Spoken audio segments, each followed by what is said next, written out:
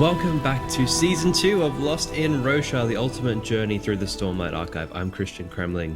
I'm Jimmy Stormblessed, and today I had no idea that we had seasons on this show, but today, in Season 2 debut premiere primetime, we're jumping into the Words of Radiance Prologue. We did tell you last week, we lied to you.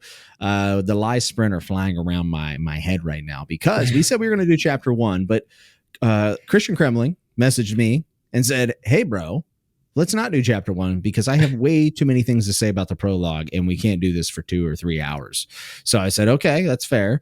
And we're going to cover just the prologue today because we are never in a rush. But we got some good stuff for you. I mean, this was exciting to get into, but, you know, I always have to ask, Christian, how are you? Are you doing okay? I'm good. I'm a happy Kremling back on Roshar. And as you heard last week, I just haven't stopped rereading Words of Radiance. I'm into part 2.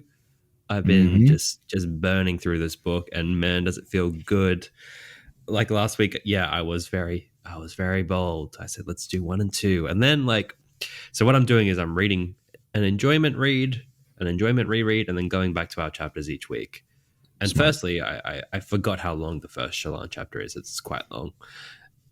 But then I'm just like, I went back to the prologue this morning. I'm like highlighting stuff. I'm like, this is just ridiculous. There's just so much going on. And the prologues are my jam. It's like the stuff I'm most proud of on my YouTube channels when I've talked about the prologue and I've broken it down. And every time we do a prologue episode, and by every time I mean one other time besides this time, I go back to my Gavilar's Feast video, and I'm like, oh man, that's pretty good. I'm pretty sick, actually. Good job, me with more hair than I have now. Damn. Oh, rip.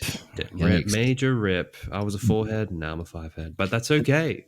And then I made a follow-up, when the 5th prologue came out, I started to make a high effort cinematic masterpiece video, and it was only one part ever released because I just set the bar way too high, and it's just one of many guys, I've got a new series moments on my channel.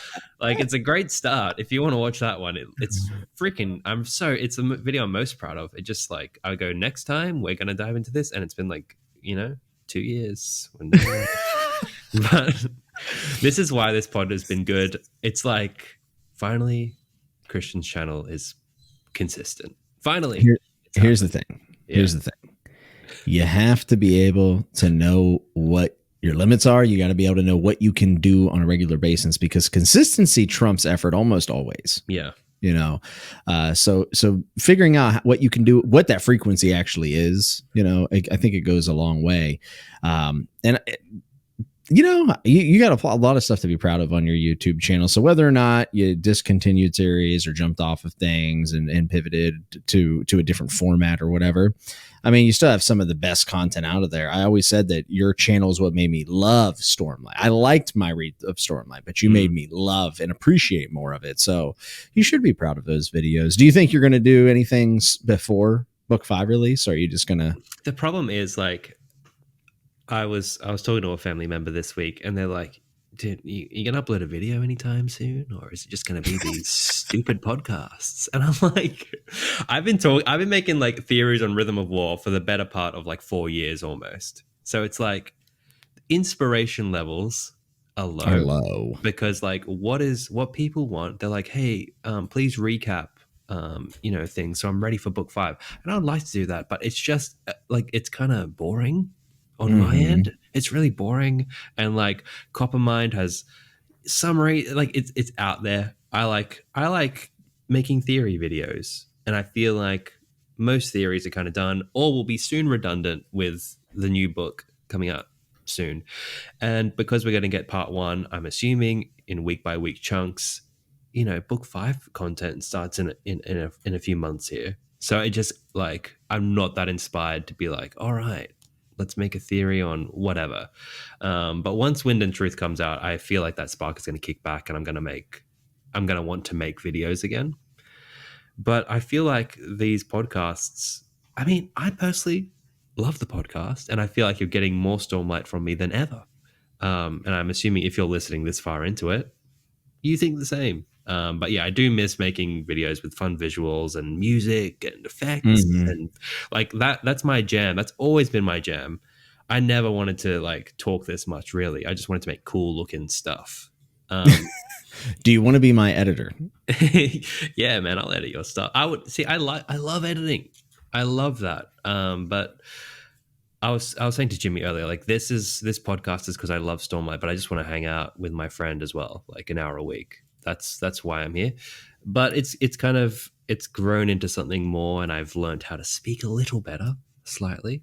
And I think we've got a lot to offer. So look, we're like this is turning into like a hype reel for the show, but I'm just glad I finished something. We did that reread, and now we're starting something new, and I'm excited. Yeah, I mean, getting into, or getting through the first book took a little less than a year, which is actually faster than I thought it was going to go. It's kind of scary knowing that, the whole like 5 years that we have to. Wait, is it 10 years or 5 years? I think it's 10. It's 10. Oh, it's a decade. It's a decade. This is going to turn into a crypto podcast halfway through. It's just going to go downhill. This is what's going to happen after. I can already. This is the Lost in Roshar, and this is me doing future sight. Okay, 2 years after Wind and Truth, we've talked through every theory. Jimmy's like, Christian, love you, mate, but this has gone too far. And then I'll just be speaking into the void for 8 more years, and then you'll return. A glorious return for book 6. You could say maybe similar to Honor. Ooh, maybe making a comeback and.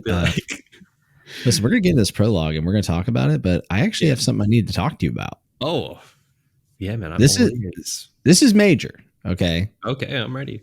So I have a friend. His name's Garrick. And Garrick he's in Rhythm of Warrior. I think he's about halfway through. Mm-hmm. And he hit me with something that I don't know why I've never considered this. Ooh, and it seems stupidly obvious. And when I did a Google search, I only found like 1 or 2 things. I think he's cooking. Unfortunately, okay. I think he's cooking because I don't like it, but I think he might be right. Oh God. All right. Okay. So he's reading and he's getting to the Lirin parts and he's like, man, I absolutely hate Lirin. I'm like, yeah, he's like, it's a shame he's probably going to end up being Honor. I said, wait, what? I said, wait, what? Okay. He's like, yeah, it makes total sense. Like he's following the ideals to a fault. And I'm like, oh my God, he kind of is. And, and then Kaladin, son of Tanavast. Oh, you're onto something. So I end up doing a Google search. I found a Reddit thread. So I'm going to read you this Reddit. Okay. Yeah. It says, does no one consider that Lirin may take up Honor? Reread all 4 books recently and notice a trend. Lirin shows attributes of each radiant order and has remained in the bounds on every single oath we've heard thus far. These are all facets of Honor. I feel like this is being set up. Feels very Sazed. Some are very blatant, like in Rhythm of War when he states a bondsmith oath word for word. Others you have to read into are Lightweaver references Whislow's will conflict, a good lie. Truthwatcher, the scene where he holds the lantern and faces down the mob. Compare this to what Renarin's allomantic gold thing much later with Moash. Elsecaller, oaths unknown, but he has the same Jasnah feel where he follows facts, not superstitions. Windrunner, very obvious, and the fact that I have a sneaking suspicion he's been telling us the 5th ideal since book 1. Okay. Edge Dancer, again, pretty obvious in his work as a surgeon helping the commoners. Skybreaker, people may argue Whislow's will against this. However, I think the law that Lirin follows are his Hippocratic oaths as a surgeon. Stoneward, little is known, but I suspect this is in line with the his insistence, to stand with her stone when Kaladin tries to move him. Will Shaper, I draw a parallel from his pacifism as a means to achieve freedom from conflict for society to Venli's desire to escape the cycle of violence. And then Dustbringer, no oaths, but the Spren's tendencies are actually super in line with surgery. Okay, I've stumbled upon this thread before. and I was very like this was shocking to me, right? I felt the same way. Lirin is embodying everyone. The thing I never followed up on actually was that part in the thread where they said he has said the bondsmith words verbatim at some point, like the bondsmith oath. I need to find what that is.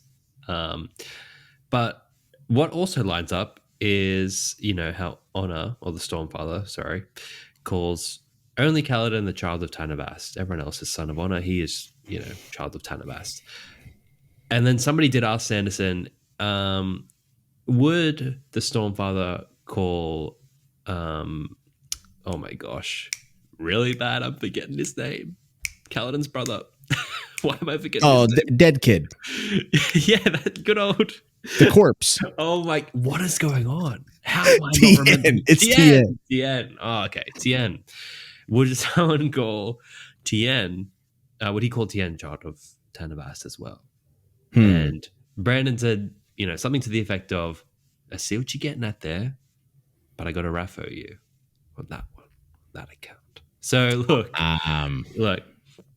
speaking of videos, I did a Child of Tanabast video, and I touched on this a little bit, the Lirin angle, slightly. So check that out if you want. But hey, I'm amazed that your mate, who's on his first read, was like, "Yeah, Lirin's going to be Honor." I think it could be an interesting choice because he's such like a a controversial, mostly disliked character. And I think when we get into shards, if you're meant to embody one sort of quality, you're going to be a very flawed individual, because that's not how humans work, right? We're facets of many qualities. So I think, I don't know if I like it, but I could see it. Is that how you feel? I think this is it. I think this is a huge rug pull. I think it matches the Sazed comparison I like. And I'll be damned if it doesn't make a lot of sense. And if that fifth ideal is that you cannot kill to protect, and that you're supposed to be protecting everyone, not just those who you deem acceptable, which is truly what, that is kind of what you should be embodying as an all-knowing deity or whatever, part of a shard, whatever, we're going to call it cosmere. I think there's some really good thematic truth to that as well. I think that actually fits. I think Lirin might be Honor. All right, now I'm going to take it too far. Okay, you ready? That's the best part. Let's go. This is where it goes too far. This ties in beautifully to the baby champion theory. Oh, Jamie, because you cannot kill to protect. That's it. I cannot kill this child, and that's the fifth ideal that Kaladin swears. I'm just saying. Ooh, it could work. Assuming Kaladin's the quote-unquote good guy champion. Yeah. Ooh. I mean, what if we see something where Kaladin decides not to kill and it cost him his life, and then Lirin at that moment takes up Honor or something? You know what I'm saying? There's so many ways it could go. There's so many ways it could go. I don't know. It just, when I hear you can't kill to save, I immediately think of baby champion theory. So that one's probably a little too far gone. But I think that Lirin has to be in the top 3 choices for Honor. I mean, we've talked about Dalinar, Kaladin, Lirin. I think Lirin over Dalinar. Kaladin seems. I might make a Lirin video. My motivation's so low. I just, I can't be bothered. No one's talking about Lirin. No. Yeah, Lirin's kind of based, actually. Yeah, dude, I want him to be Honor. Why not? Lirin versus Taravangian, 2 old cranky bastards. Just fighting, just duking it out. What if Taravangian, I don't know, he gets something wrong with him, and Lirin operates on him and saves his life or something? That's when we put the. Am I taking it too far? Say, no, thank you. No, thank you, Mr. Sanderson. Well, I'm just saying, if there's someone's keeping track and there's a board of official positions from the Lost and Roshar podcast, our Lirin as Honor is now done. It's there. Yeah. Pin it to your board. Syl dying is another one. Yeah. Or Syl Stormmother. Dude, the amount of theories we've thrown out here. Shallan's mother's a herald. I mean, come on. I mean, that's canon. That's what I'm talking about. Dude, you just said, you know what? I'm starting with a crazy theory this week. I love it. Well, I know that we're about to get into, the prologue, and we're going to be talking about Jasnah, shadesmar. So, like, I didn't think we were going to be able to come back around to some good old honor theory. Yeah. But this has been on my mind all week. I mean, I really feel compelled by this. Yeah, that's fantastic. I love that. But hey, so this week, right? It's a 1-chapter week, which is uncommon for us. But the prologue has so much going on. We should have talked about this before, but I was thinking you do the summary. And then I think we just go because like each section as it goes, I've got like that's fine. Yeah, I can read a summary. Now, one thing I did want to highlight is that you have found like this new invention that I thought was just incredible. Whenever you were reading through Words of Radiance, you said your experience has been completely transformed by a piece of technology that has never existed before this year. Folks, Christian, I come on here ready to record, very professional. And Christian looks me dead in the eyes over the StreamYard and says, "Mate, have you seen these?" And I said, "What?" And he goes, "This thing that attaches to your book." And I said, "A reading light?" And he said, "Yeah, dude, it's amazing." And I said, "Have I seen one? They've existed for 20 years. 30 years, maybe." Really? Like clipping onto the book? I feel like this is like they're not shipping things to Australia fast enough, apparently. This guy goes, "Have you seen these?" I've been so happy. Like this has been my favorite purchase of the year. I'm reading on my couch, there's no lamp nearby. So when it gets dark, I just can't read anymore. And I thought Amazon must have a solution. And all these clip-on book lamps, and I can change it to warm or cool light. And Christian broke down and dropped to his knees and said, "Thank you, Jeff Bezos. Thank you so much." Well, I'm excited about it. It's nice to have a supportive friend. I just can't believe that you were like, "Have you seen these, mate?" Hey, man, you're missing out. I have left my house in the last 20 years. This is where I want to swear, but we're a PG show. Jimmy, you'll be hearing from me later, though. Oh, my God. Sum up the bloody prologue. All right, so we're jumping in. Season 2, prologue. Yeah. To question Words of Radiance. 6 years ago, Jasnah leaves the feast celebrating the signing of the Alethi Treaty with the Parshendi. On her way to clandestine meeting. All right, we're going to start all the way. Ladies and gentlemen. Listen. I'm just shook by the quantum physics of the reading light. Jasnah leaves the.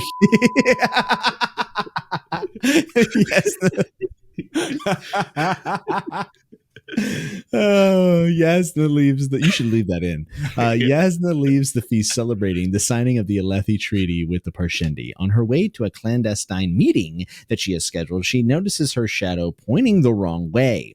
Her shadow slowly returns to normal, but she is disconcerted. This is not the first time that this has happened to her, and she wonders if she's cursed. As she continues, she observes a group of oily black figures materialize before her. Jasnah then transfers to shadesmar for the first time. She almost drowns in a sea of beads before figuring out how to form the beads into the shape of one of the palace hallways.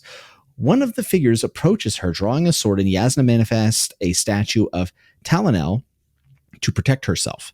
The figure bows to her while his companions whisper to each other, and Jasnah is transferred back to the physical realm. She notices that the lanterns near her have been drained of stormlight. She hurries on to the meeting where she tells the assassin Liss that she only wants her brother's wife, Aesudan, watched for now. Jasnah reminds Liss of their first agreement, according to which Jasnah will match any payment that offers to take one of her family members' lives in exchange for the name of whoever tried to get them assassinated. As she leaves, Jasnah hears the Parshendi's drum cease. Dum dum dum dum dum dum. As she walks, she encounters Nale and another man discussing an individual named Ash, as well as what Jasnah believes is a shard blade. Continuing on, Jasnah hears screams and starts running, following a trail of destruction that leads to her father's rooms. She watches as Szeth collapses the balcony beneath himself and Gavilar. She begins to cry as he stands over her father and wonders what he is doing. When he walks away, she sees that her father is in fact dead, his blade having appeared next to him, and despairs over failing in her efforts to protect her family. Members of the Parshendi ruling council, including Clade, Gagna, and Varnali, approach Jasnah and apologize. They confess to hiring Szeth to assassinate Gavilar, claiming he was about to do something very, very dangerous. Oh boy, how jam-packed is this chapter? It's actually absurd. It's actually absurd. It's ridiculous. Like going into shadesmar, meeting with an assassin, seeing heralds, and Gavilar dying, all within like whatever, how many pages it is. It is wild. Lots of links around the copper mind on the summary. Oh god, yeah. I think there's 10. Yeah. Oh man, there is just a ridiculous amount to talk about today. And let's start at the beginning. What I love, because at this point in the book, you've just seen Daddy Dalinar being an upstanding gentleman, following the codes and, training his blade for Bridge 4. What a good guy. And you've heard about the Blackthorn a little bit in battle, but she's just like, the amount of callouts to like Dalinar being drunk in the corner is just so weird. It's so weird to see it at this point in your first read. You're like, what? You could miss it. Wait, hold the phone. Yeah, she's like, man, this guy's just out of it. But look, what's most telling at the beginning here is, well, okay, you let's choose your own adventure, Jimmy. What do you want to talk about first? Because at first it's the Aesudan assassination angle, but we could talk about that when we get to Liss, or we could talk about when she goes to shadesmar first. I don't know what to start with. I think we jump into the shadesmar stuff first. Okay. We can talk about the assassination in Aesudan when we get to Liss, and then I have another thing about Gavilar at the end that I'd like. So make sure I'll say, oh, this is what I was meaning, but make sure to remind me. All right, cool. So popping into shadesmar, I just love that these are such alien encounters. Like the way they're described, like same with Shallan with the cryptics and the Way of Kings, but the way this is described is so freaking spooky. So what's happening here is like the inkspren and Ivory, who she later bonds, are approaching Jasnah for whatever reason on this night. And, we see the people's shadows go to the direction of light when they're heading towards the cognitive realm / shadesmar, but there's still not a clear consensus on why that does happen. I think it's kind of neat that Sadeas walks through the shadow like without even realizing that it's going the wrong way. That was cool. But there's a lot of little moments in these descriptions that lead you down rabbit holes. So when this starts happening, she says she thinks to herself, "Not again." So later we see that this is her first time fully in shadesmar, but like her shadow must have been playing up for quite some time. And if you look into Jasnah, you know that there's been some really crazy traumatic childhood event that is alluded to, and that she was locked up for a year screaming in some dark room, and we don't know what was going on. And that's a big mystery. Right? So when she says "not again," I'm maybe wondering if the Spren tried to approach her in her childhood and like they saw her shadow going the wrong way and they're like, oh, she's cursed or whatever. And they started doing experiments or something of that thing. Because like when she says "not again," it feels, I don't know, I got the sense that it was like from a long time ago, like not like her shadow is running away from her, every Tuesday or something. So that was kind of interesting. But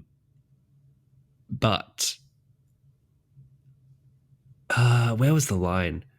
As this is happening though, I'm trying to find the moment, but there is a line that says that the entire corridor within this moment of her going into shadesmar goes completely black.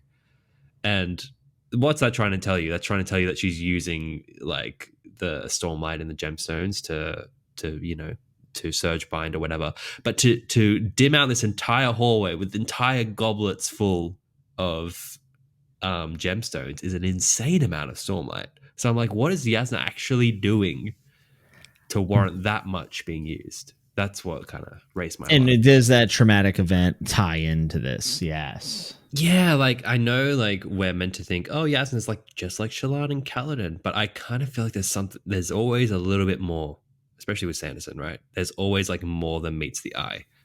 And especially like the way, I don't know, there's something about the way she surge binds and uses magic in this specific section. It feels different to any other time we've been in shadesmar, right? Like she touches the bead, she feels it or whatever, and you've got to like, you see it later with Shallan, with the stick and the wind's pleasure. Yeah. You try to talk to it, right?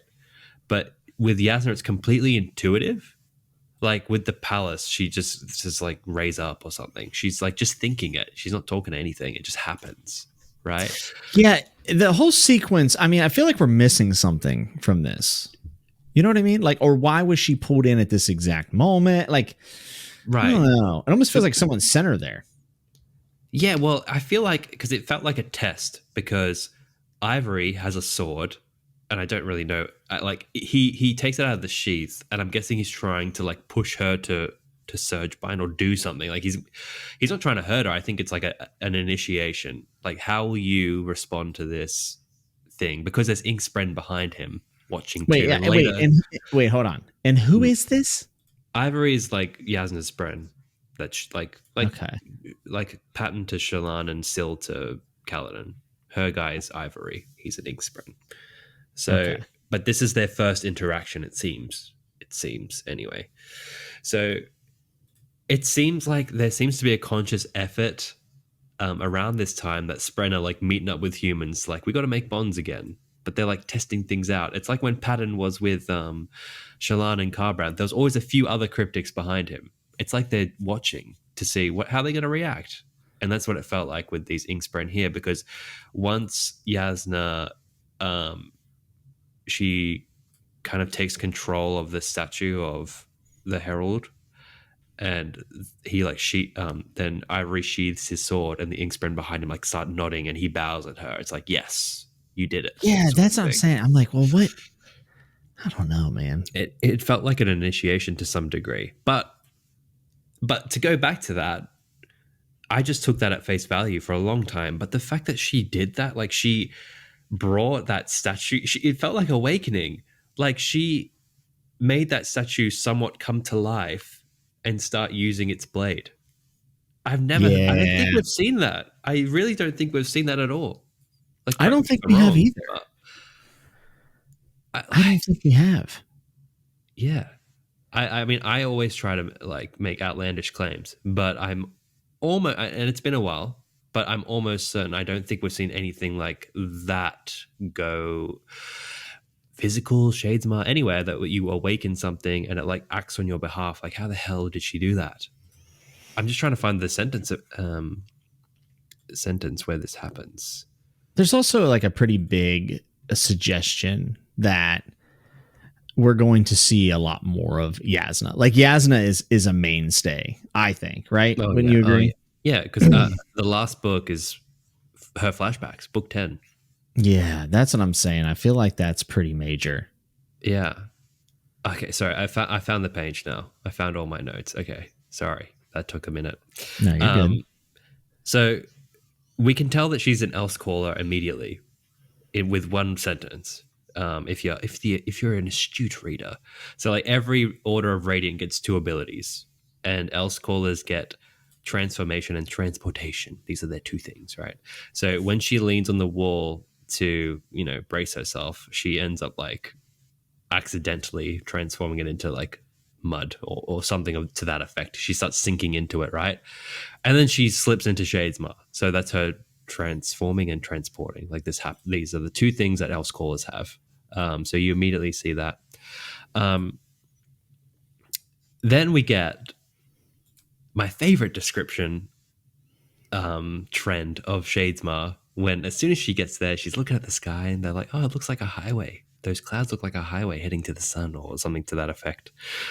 Which, like, that goes into many of my own theories, which I like. It says, she stepped up beside the bead statue, noting for the first time the strange clouds overhead. They seemed to form a narrow ribbon of highway, straight and long, pointing towards the horizon.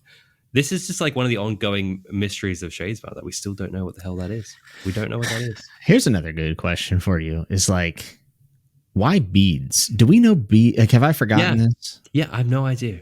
We still don't know that. I feel like beads matter. Yeah. Because like we have, to keep it vague, we've gone to like shadesmar equivalent areas in other Cosmere books. Right. And it doesn't look like this. Like, well, it kind of does, but there's no beads. The beads seem to be a Roshar thing. So why is that?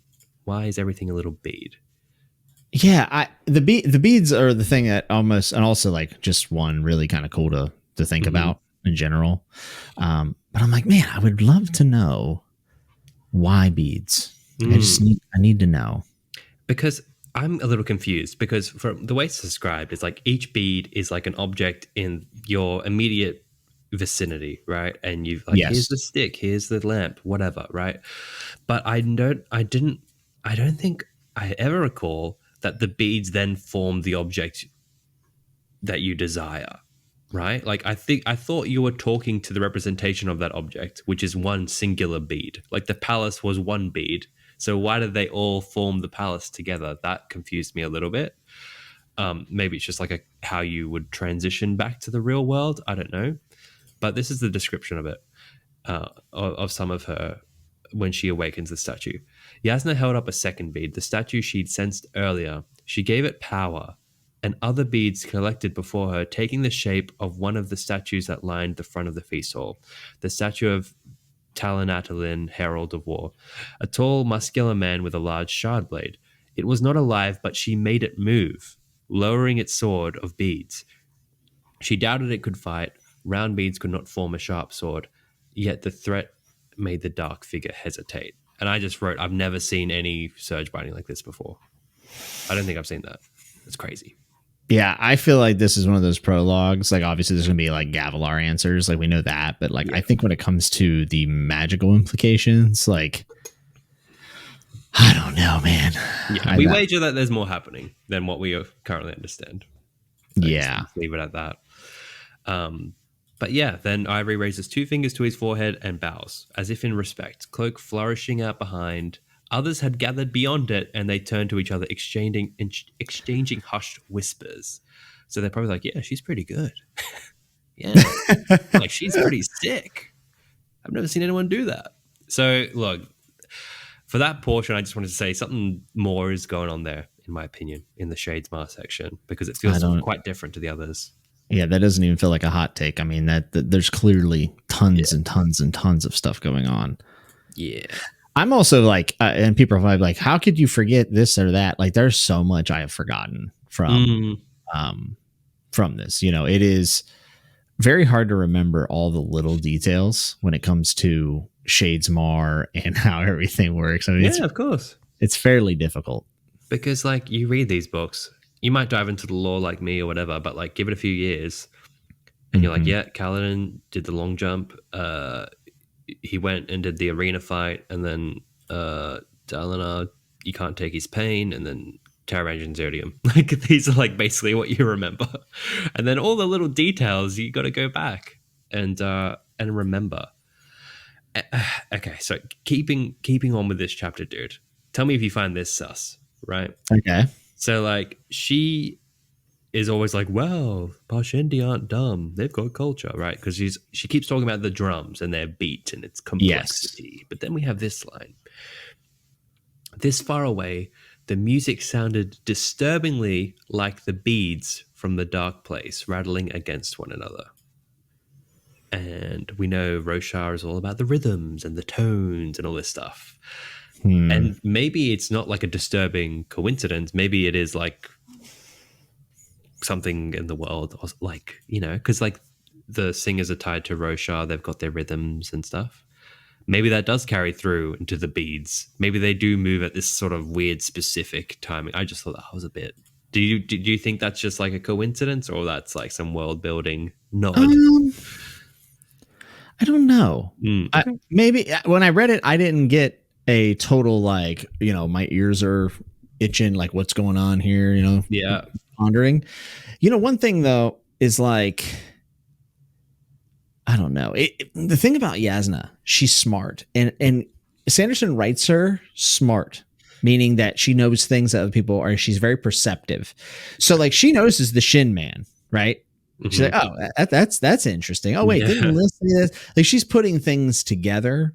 Yes. And also is acknowledging things in the prologue that, like, we aren't even positive about what it, you know what I'm saying? So like, I don't know. I mean, even she knows Gavilar's up to something crazy. When she runs into him and Amaram, she's like, "What are you up to, dude? Like, you're." Yeah, that's what I'm saying. It's like, yeah.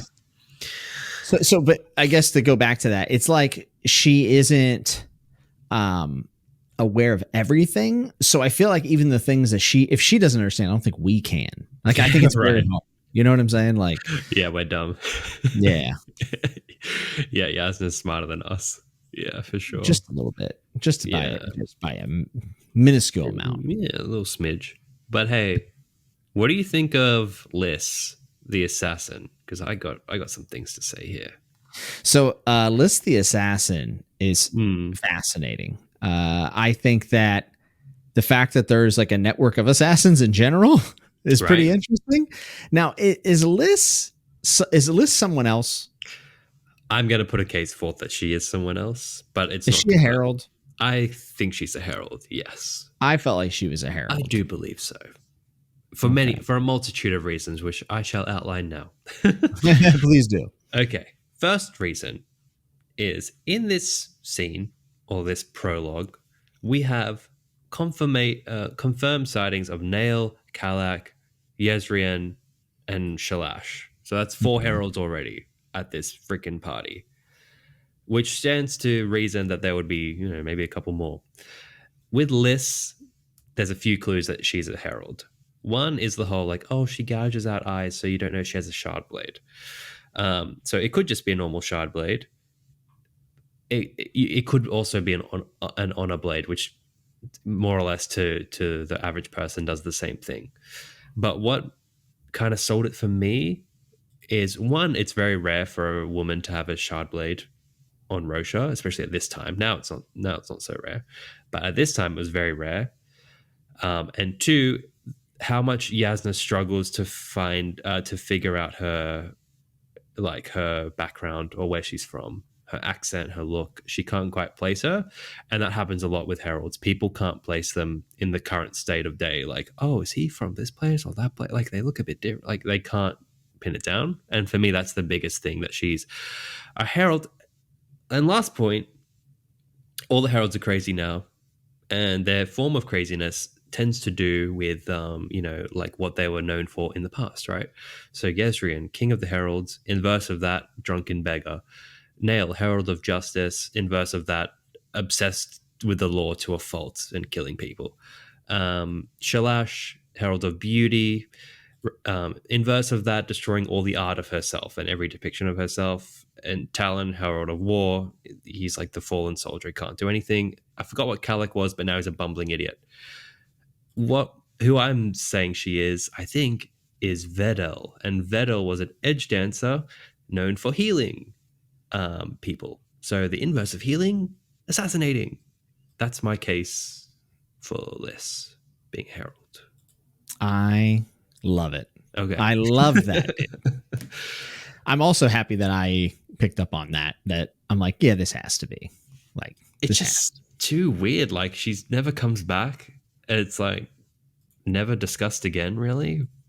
That's kind of how he does heralds, right? It just feels like people have speculated in the past that it's Chanarach, but that's Shallan's mom, dude. She's with Shallan right now, so I'm gonna say it's the other one. So yeah, that's very sus. And then I was even looking into her bodyguard. I'm like, who's this guy? I couldn't get much. But what's also telling is that she used to own Seth at some point. Yeah, I thought, and that's something that's, for me, kind of glossed over here. And I don't remember if it's mentioned later. So if I've forgotten, I apologize. But like, what's that about? Yeah, like, I would love to, and I'm sure we can after the next book, because it's Seth's book, but like to put together like a timeline of his owners and, where he's been through. But I love how she was just so creeped out by this dude. And it's even funnier if she's a herald and she's still creeped out by this dude. She's like, yeah, nah, not for me. Not for me, this guy. But then I started thinking about Seth, right? Because let's cut to, Jasnah. Oh, okay. We'll come back to Aesudan in a second. But when Jasnah leaves, she walks past Nale and Kalak, 2 other heralds having a chat, right? Mm-hmm. And let me find this. Okay, this is what they're saying. So it starts with Kalak. He says, I'm worried about Ash. And Ash is the one who's like destroying all the art of herself. We saw her in an interlude last book. Yes, I remember this. Yes. And also in Seth's prologue, he notices her statue is destroyed, telling you that she's probably here. Anyways, he goes, I'm worried about Ash. Nale says, you're worried about everything. He goes, she's getting worse. The voice continued. We weren't supposed to get worse. Am I getting worse? I think I feel worse. And this is a conversation happening right after Jasnah being with Liss, which seems like a bit of a, hey, look, the Heralds are self-aware that they're going a bit mad. Then Nale tells him to shut up. And then he goes, I don't like this. What we've done was wrong. That creature carries my lord's own blade. We shouldn't have let him keep it. And he's talking about Seth because Seth has Yezrian's honor blade. So that's why he's like, he carries my lord's own blade. And basically, to cut to the chase, Nale helped the Parshendi know that Szeth was like available for hire. He's like, hey, if you want to kill this guy, Szeth is here. And I was like, are the Heralds watching Szeth? Because I mean, yes. Yeah. Right? Because, okay, for me, that was a bit more shocking. But I was like, oh, they're watching him because they must be keeping track of all the honor blades and they must know that Szeth has them. And then I thought, why does Szeth have them? Why did his family have them? Why were they taking care of? Like, it's just so many questions. You just start going way off. But then Nale is cold as hell, man. Because Jasnah's like, is the feast over already? And he's like, yeah, it is, mate. Because I just told them to kill your dad. All right, so keep walking. You just keep walking. Because basically Nale knows what Gavilar's up to. He spoke to Venli and was like, hey, Gavilar's going to do a bunch of bad stuff. You should kill him. And then she told Esh and I told the five. And then they said, yeah, let's do this. And then it happened. So yeah, it all kind of comes back from the Heralds. The reason that Gavilar's dying this evening. Crazy. So, but what is this like, this whole like, are we supposed to feel worse thing? Well, okay, yeah. So that's the thing about the Heralds. They've lived so long, 4,500 years since the Prelude, and assuming they've been alive quite a longer than the Prelude. So like maybe like 5,000 years. They seem to be self-aware that they're getting like something's gone wrong. I don't know if it's just a symptom of being alive for too long, or it's like some, Rosharian oath pact magic. I don't know. So a couple things that I'm kind of curious about is like, is this a result of whatever has happened to bring back the Heralds? Help me out. The Heralds, right? Yeah. The guy at the end of Way of Kings. Help me out. Oh, Talon, right? So whatever caused him to come out, like maybe they're feeling whatever's building to that moment, and that's making them feel bad because that means that they're called back, right? Or is there some sort of like plague or disease that they're feeling and they're trying to look for like some sort of cure for it? Possibly? Well, like what's interesting is that all their madness, like I said earlier, is like an inverse of what they were like the patron of, basically, when they were Heralds. Because they all had like a little category and all their madness stems from that category. So it kind of feels like a magical thing. But he seems to be confused why it's happening. He's like, are we supposed to be getting worse? And Nale's just like, shut up, dude. I don't care. I mean, there's so much here. I would like to know more. Yeah. Stormlight in a nutshell. But we get so much more Kalak because, Jasnah and Adolin end up hanging out with him in Rhythm of War quite a lot. And he's like, that's true. He's all over the shop. He just wants to sort out his predicament, basically. He seems like an all right guy. He's just, 5,000 years old and a bit confused. At least he's not off assassinating people.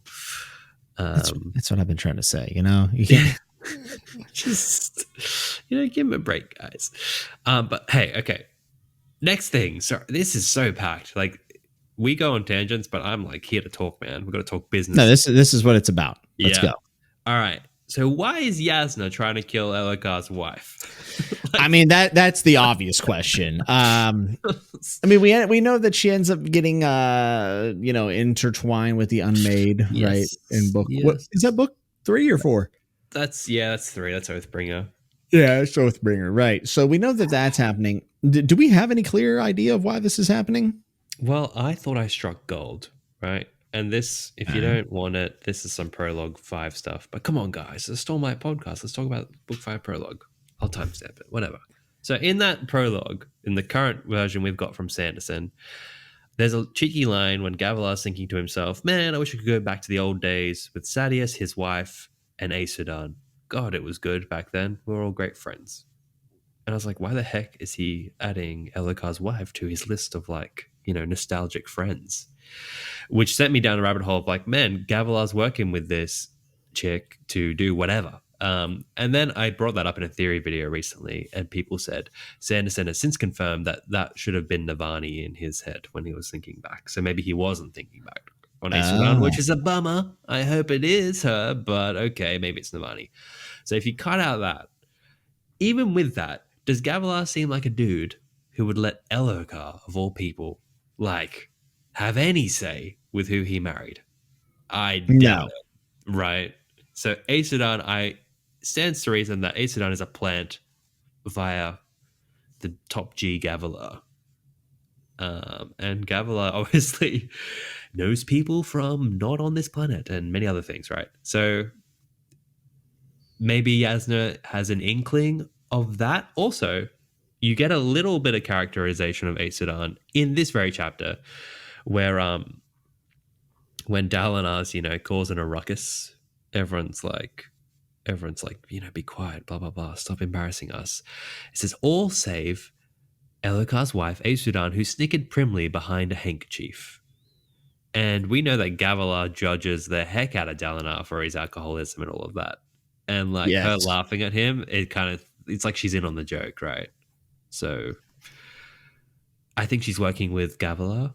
I think she's very, very sus, and maybe just Jasnah's picked up on that and doesn't realize what the reasons are.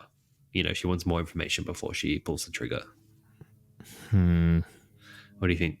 Do you have anything else? I can't get any further with her, and I really I really don't have much for this one. And I was trying to remember back to everything that happens in Oathbringer with her scene, but I only recall the big details of it. I don't feel confident in any ideas that I might have, other than could she be tied into the Moash story? I don't know. Because Moash is kind of linked to her child, right? Because what's his name? Dalinor? Is that his name? I can't remember. Oh, the one, Gavilar. I said Dalinor. Gavilar wants to kill Moash. You know what I'm saying? I didn't know if maybe somehow I don't know. I'm grasping at straws. Yeah, same. I'm just like, oh yeah, she's the nutter in the palace who, gets with an unmade, basically. She's kind of hard to, and she is in the other she's in Navani's prologue at this feast, and she's also being kind of annoying there, but it's really hard to get a grasp on what she's actually up to. She's been such a background character. All right, let me read this little paragraph. Yeah, go for it. You ready? Mm-hmm. For some reason, Aesudan is under the impression that the Almighty is displeased with her. In order to gain his goodwill, she surrounds herself with many ardents to whom she provides a vast array of luxuries, the finest foods, art, horseback riding, and leisure time. In return, the ardents promise her that living her life of wastefulness is the right thing to do, leading to an even greater disconnect between her and her people. However, this piety is newly founded, as she viewed ardent Roshar Chris as boring and being of lesser importance than the wives of high princes and generals. After becoming the host of Lirin Nar, I don't remember what that is. That's Aesudan, That's the Unmade. Oh, okay, gotcha. Believes her corrupted guards to be Knights Radiant, despite fully understanding the presence of Unmade within her. It is unclear how much she actively cooperated with the forces of Odium and how much they control her. So, I don't know, she's just kind of a nasty person, to be honest. You think she's tied into the Ghost Bloods? Maybe? Well, that's what I mean. If you're in with Gavilar, then you are tied into the Ghost Bloods. Like, I feel like, yeah, Yeah. he's part of these secret societies and in on the thing. But it's interesting that she was thinking like the Almighty's displeased with her. I wonder if that's before. Well, that sounded like it was before she was with that unmade. Oh my God! No, this all makes sense. No, Aesudan is definitely linked to the Ghost Bloods, and her trying to assassinate her are why the Ghost Bloods are after Jasnah. I mean, that could be part of it for sure. Because and especially now that Gavilar's gone, because they wouldn't do it while he was alive. I'm assuming. So yeah, that's a good little point in that direction for that theory. Yeah. And there's a trivia piece that says the Ghost Bloods believe that Borden, one of Dalinar's most trusted servants, is left behind in a Lethkar to spy on Aesudan. So, I see. So the Ghost Bloods have okay, yeah. Convinced, didn't take much. Okay, she's a Ghost Blood. Done. Moving on. Ghost Blood, Warhopper. Next. Yeah. There you go. So okay, from there, I suppose it's just like the moment, right? And it's kind of this is a moment where the prologue's tied together from the last book, and we get the scene where Szeth, launches Gavilar down the side of the castle or whatever it is, castle, sure. And we see that Jasnah was there looking at him in his last moment. His last bit of eye contact was with his daughter, which is quite tragic. And she's right there at the window seeing Szeth walk down the building in this eerie, impossible fashion. So it's very cool to read that perspective. And then the Parshendi squad rolls up and they're like, yep, that was us. Just letting you know. Well, here's the problem. Okay. Yeah, you're focusing on this, and that's nice. But all right. Can we please talk about Gavilar's duelist? The guy who who's wearing his armor. Mm-hmm. Who's wearing the shardblade and stuff. Yeah, what's his name?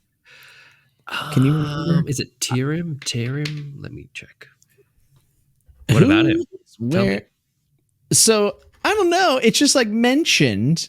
He's mentioned he's in Shardblade, and then it's mentioned that he's like super talented, right? Okay. Well, let me copper mine this boy. And my friend, we've been talking about a duel that might be taking place. There's no mention of him past this really. There's a citation for he's kind of forgotten about. Does he survive the night or does he get killed? I can't remember. By Szeth. I can't remember. Yeah, it doesn't even say it here. I don't believe. But look, I don't know. I think it might be a dead end. But what I actually forgot to say about that was like the fact that Gavilar's walking around in his silks and all this and giving his shardblade to someone else. It kind of just tells you a lot about him at this point. He's just like, I'm so well connected. I'm so above these people. I don't need to wear this stuff anymore. Mm-hmm. And it also makes me wonder if he has more powers than we realize because, and look, I'll say this. This is confirmed in Rhythm of War, I don't know what book it is. Anyway, but it's further confirmed in the prologue. But I'm just saying it for the prologue, purists that don't want to read book 5. This is already confirmed in the currently released books. Like Gavilar was getting visions just like Dalinar was before he died. Mm-hmm. They're like more or less the exact same. So maybe Gavilar had more powers than what we realize. Right? Like in this moment, like maybe he is kind of untouchable in this moment and he feels like I don't need the armor. I'm of like the 5th heightening or something. I could imagine that being the case. Now right? that could be interesting. Yeah, he was already OP. Also, like Gavilar is like this like explorer, right? Like he went out and he's like rummaging around. Like what all did he find? Is another question. Like I don't know, dude. The only things we know he found was like he basically started the Desolations because he figured out how to bring the Voidspren back to Roshar. You like picked one up, gave it to his little assistant, who gave it to Venli, who founded the forms, and off we go. Like here we go. Here's the war. Here's the Knights Radiant. Off we go. And that's because Gavilar went on a little road trip. So, what else did he find? Right. So what happens if Gavilar doesn't die? Well, I read this. I'm like, is he dead? Because I'm like, what, impaled on wood? That's it? Is that it? It's almost like he could be put into a statue, and that his dueling is mentioned greatly in the Way of Kings and how he could duel with anyone. It was hard to find anyone better. I also think it's interesting that, I mean, you're right. Taram is what I guess we can call him. He's literally never mentioned again. Yeah. He's known as one of the world's greatest duelists. He has often loaned shard plate and shard blades and has trained extensively with both. And around 1145, Taram was already the captain of Gavilar's guard during the major battle with Kalanor's army. He wore Dalinar's extra set of shard plate that technically belonged to Evie. This was plate that Adolin later inherited. And then it just says that he was there at the feast and he was used as the decoy. And that's literally it. We never hear from him again. Yeah, that's weird. Some of the side effects of a huge fantasy series. I think some people, they mentioned for that. All scene. Right. Is there any magic we know in Cosmere that could make Gavilar look like Taram and Taram look like Gavilar? Oh, you're saying it's the good old switcheroo, like double switcheroo. Switcheroo. Yeah, there's magic in the Cosmere that can do that. Hell yeah. Is there? Hell, like light weaving. Done. Also, we saw it in Warbreaker.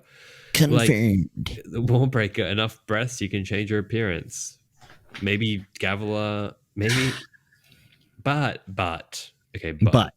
we have his last conversation with Seth, and he's like, tell my brother to, find the most important words man can say. Like, that's Gavilar. That's Gavilar. Well, who's to say that he didn't kill Taram? Okay, listen, Taram, he used breaths to reanimate him. Here we go. And gave him these commands to say, and that sets Dalinar off on the track. And then Taram, the person that looks like Taram, is actually. This is why I like that we reread Warbreaker, because now we're like, where are the commands? Oh, I'm still on Gavilar's in the statue. I don't care what anyone says. You've converted me. Yeah, you've converted me to that. But like for me, it was like his blade showing up beside him as he died. I was like, okay, so he looks like he's pretty dead. Like he might just be dead. Yeah, he be dead. Yeah. Well, and look, and the Parshendi, they just there's something so foreboding about this scene. Hey, they're just like, hey, we've got to do it. They're just like so calm. They just know they know they're going to get hung. Yeah, we killed him. Sorry, he was going to do something very, very naughty. And what was the naughty thing exactly? Like he was gonna bring their gods back, which is the fuse. Like he was starting desolation. So they were trying to not bring the fuse back, therefore killing him, but it didn't work because they're back. Yep. Pretty much. Interesting. Yes. But there was one more aspect of Szeth that I didn't know, like a little bit what he did after he wrote the message. It says hours later, it was discovered that the assassination and the surrender of the 3 Parshendi leaders had covered the flight of the larger portion of their number. They escaped the city quickly, and the cavalry Dalinar sent after them were destroyed. 100 horses, each nearly priceless, lost along with their riders. Now that I'm reading that, it was like, so the Parshendi fully had to leave and fight off. He fully wrecked them, killing a whole cavalry charge. Damn. Pretty intense. They were ready. And I'm like, it just seems very cool to me because I'm not used to Parshendi human battles not at the Shattered Plains. Fighting cavalry sounded sick to me. That sounded awesome. Yeah, can we get a normal battle? Yeah, can we get no bridges up in here. Yeah, honestly. Yeah, because it's just so different, right? Because we're kind of on their home turf right now, but seeing them amongst humans and horses and cavalry and stuff just feels way cooler. It does. You're right. But hey, look, I have officially finished ranting about all the crazy threads of this bloody chapter. I think we didn't answer a lot of it. Aesudan, we got to a kind of an interesting place, but we're making loose ties to the Ghost Bloods, which isn't that brave of a suggestion. The beads are still very interesting to me, and confusing.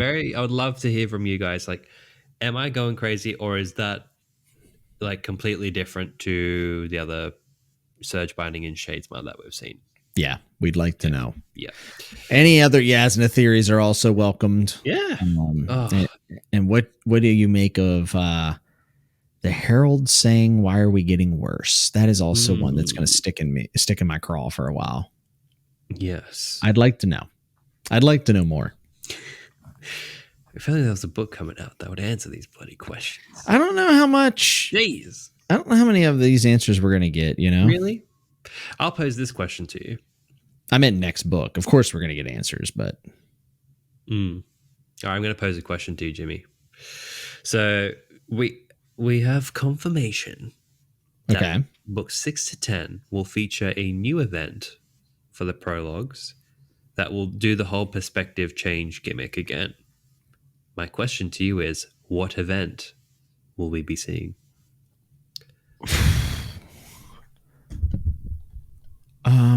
That's a big one, eh? That he's going to do a whole new one. And it's not Gavilar's Feast. Nope. It's a whole new thing. I mean, if you kept going with Gavilar's Feast, you'd be scraping the bottom of the barrel like Book 9 of Kremling's perspective.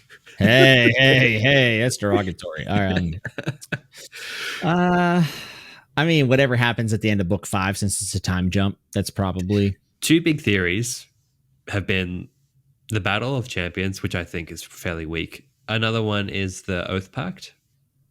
The ending of the Oath Pact, how every Herald put their blade in the circle. Because the Heralds are going to be a lot more featured from what we hear. Okay. Yeah. I like the idea of an end of book 5 calamity that we see from multiple perspectives, but I just would kind of like to see that in book 5. Yeah, that I don't love the idea of being like confused about what happened and waiting 10 years. Like, it's not my favorite. Plus, you know, if you would have told me this 6 months ago, I'd have been like, yeah, that's fine. But the fact that it's being hampered on so much that this is like 1 through 5 as an arc like that. I mean, and Sanderson even talks about it like this, right? So it's not, you know, I know it's a 10-book series, but we really need to think of it, you know, kind of like Tab Williams, like Ostenard stuff is where it's like the Memories Are on Thorn, and then he wrote 4 more books, you know, in the universe. And yes, it's all the Ostenard series, but you know, they're 2 specific arcs. So I just feel like we need some. I'm not saying it all needs to be wrapped up in a sweet bow for us, but it definitely needs to feel like we know what happened. It could be done in a way that is murky, and he could do it in a way that's probably solid, right? There's a lot of ways to do that. So I'm not saying that there's no chance that I would be upset with it, but my gut feeling says that I'd be a little bit upset. I just think Kaladin dying or something, and then you find. Well, for me, I want that, like, as a reader, as a fan, I want that moment of like the chills I felt in the Jasnah prologue, because, you know, you have the Way of Kings prologue and you follow it and you're like, wow, that's so cool, Seth, blah blah blah, he dies. But then, like, to have Jasnah have this crazy alien experience going into shadesmar, hiring assassin, just like totally flipping an event on its head. Was like so enthralling, right? So I would like book 6 to start with like something that we're kind of familiar with, and then just like totally reframe it, you know? Yeah. And just be like, what could that be though? Yeah, that's the question. Maybe like abandoning the Oath Pact. Maybe there was more to it. Like, I'm trying to think of like big events, or maybe like the Recreants when they all abandoned their blades. Maybe, you know, it could be. I want it to be like, I have a tendency to think I would like it to be far back in Roshar's history. It could also be from the Parshendi side. That's another thing to consider. Didn't consider that. Because Eshonai is in the Chasm Fiend. I don't think she is, man. I know you keep saying it. Listen. Put it on the board. I'm tired of this back. You're talking back. I don't like it. Hey, this is about the reading lamp. Cross to me, mate. Oh, back to the greatest invention of the 21st century. Mate, it shoots photons. It even clips to my book. I'm happy with my little reading lamp, all right? I mean, if I knew, I wish I was that easy to appease, man. That'd be great. Damn, that's like the meanest burn you've said to so me. Mean. I wish I was just so simple. It'd be wonderful. I mean, that's clapping back at me for every time you've come in enthusiastic with a theory, and I'm like, nah. Yeah, Lirin being honor, or I mean, Esh and I being in the chasm fiend is not a theory. I don't think she is. It's proven. Based on light experiments ran by Navani. Oh, actually, if you look at the void light spheres. Oh, well, I don't think we'll do a span rate. I think that was a tight episode. What a good. Yeah, it's good. I gotta get some dinner. Yeah, I gotta get some breakfast, boy. And that's how these usually go. Yeah. Anyway, guys, thank you as always for accompanying us on this episode of Lost in Roshar. Remember, the most important chapter a man can read is the next one. We'll see you next time as we jump into the first 2 chapters of Words of Radiance. And if you enjoyed this episode of the podcast, be sure to leave us a review on whichever platform that you do listen on. And if you have questions or theories specifically about Jasnah, spanrate us at lostandroshar@gmail.com. We'll see you next time on Lost and Roshar, and remember to keep that safe hand covered.